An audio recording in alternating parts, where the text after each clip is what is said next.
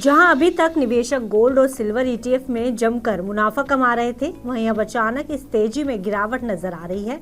और एक ही दिन में सिल्वर ईटीएफ जहां 20% तक गिरा है, वहीं गोल्ड ईटीएफ में 9% की गिरावट दर्ज हुई है, जिससे निवेशकों के लाखों रुपए डूबने का अंदेशा है।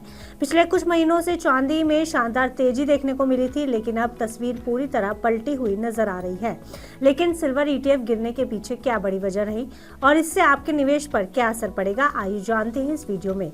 नमस्कार, मेरा नाम है गुंजन मित्तल और आप देख रहे हैं money 9।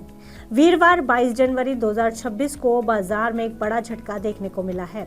Nippon India silver ETF, ICICI prudential silver ETF और कोटेक सिल्वर ईटीएफ में बड़ी गिरावट देखने को मिली है। एक ही दिन में इनकी कीमतें 19 से 20% तक गिर गई हैं। मतलब एक ही दिन में निवेशकों के पोर्टफोलियो में भारी गिरावट आ गई है। हालांकि ये गिरावट सिर्फ ईटीएफ्स में हुई है, जबकि फिजिकल चांदी के दामों में इतनी गिरावट नहीं देखी गई।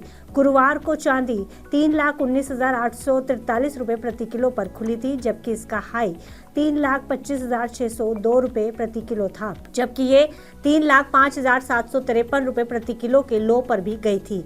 ऐसे में चांदी के एक ही दिन में लगभग 4.4% टूटने के बाद 14,000 रुपए से ज्यादा सस्ती हो गई थी चांदी, जबकि इसके मुकाबले सिल्वर ईटीएफ में बड़ी गिरावट देखने को मिली। अब ये सिल्वर ईटीएफ क्या है, ये भी जान लीजिए। सिल्वर ईटीएफ असल में एक ऐसा फाइनेंशियल प्रोडक्ट है जो चांदी के भाव को स्टॉक मार्केट के जरिए ट्रैक करता है। यानी जब चांदी महंगी होती है तो ईटीएफ की कीमत ऊपर जाती है, और जब चांदी सस्ती होती है तो ईटीएफ की कीमत कम होती है। ऐसे में ये चांदी में ट्रेड करने का एक तरीका है। ऐसे में बड़ा सवाल यही है कि आखिर सिल्वर ईटीएफ में इतनी तेज गिरावट क्यों आई। तो आपको बताने की गिरावट के पीछे कुछ मुख्य कारण हैं, जिसमें पहला है ट्रंप का हालिया बयान। वर्ल्ड इकोनॉमिक फोरम दावोस में अमेरिकी राष्ट्रपति डोनाल्ड ट्रंप ने ग्रीनलैंड को लेकर जो सैन्य कार्रवाई की संभावना से इनकार किया है।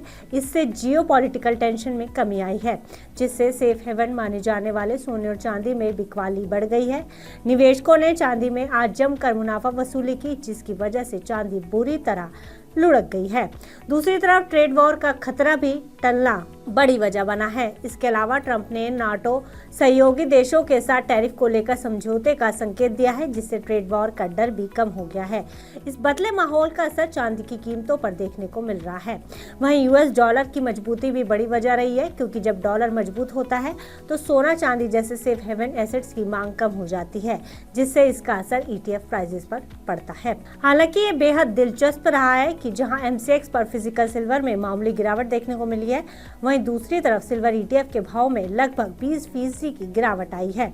इसके पीछे कई वजह हो सकती हैं, जैसे प्रीमियम का खत्म हो जाना, इन्वेस्टर्स का पैनिक सेलिंग और रिस्क सेंटिमेंट का शिफ्ट होना। हालांकि ऐसे माहौल में कुछ एक्सपर्ट्स ने निवेशकों को सलाह दी है कि आज की गिरावट में नई पोजीशंस लेने से बचें। जब तक मार्केट में स्टेबिलिटी नहीं आती तब तक कंजर्वेटिव रहें, क्योंकि चांदी जैसी कमोडिटीज में शॉर्ट टर्म ट्रेडिंग रिस्की हो सकती है। हालांकि आज का दिन निवेशकों के लिए थोड़ा भारी रहा है, लेकिन आने वाले समय में इसमें थोड़ी करेक्शन देखी जा सकती है। इसलिए घबराएं नहीं और जल्दबाजी में कोई बड़ा फैसला ना लें। फिलहाल इस खबर में इतना ही। बिजनेस से जुड़ी अन्य खबरों के लिए आप देखते रहिए मनी 9। बिगड़े हालात में कैसे बनेगी बात? जनता को चाहिए एक ही जवाब, क्या टैक्स का बोझ कम करेगी सरकार? टैरिफ का डर जब तक नहीं होगा पार, मुश्किल में रहेगा कारोबार। रिफॉर्म के एजेंडे से पीछे नहीं हटना है, लेकिन आगे क्या? सबका मिलेगा जवाब जब 1 फरवरी को पेश होगा देश का बजट। बजट 2026 का 360 डिग्री कवरेज सिर्फ मनी 9 पर। इकोनॉमी, शेयर बाजार और आपके इन्वेस्टमेंट पर क्या होगा असर, जानिए और समझिए हमारे साथ दिन भर।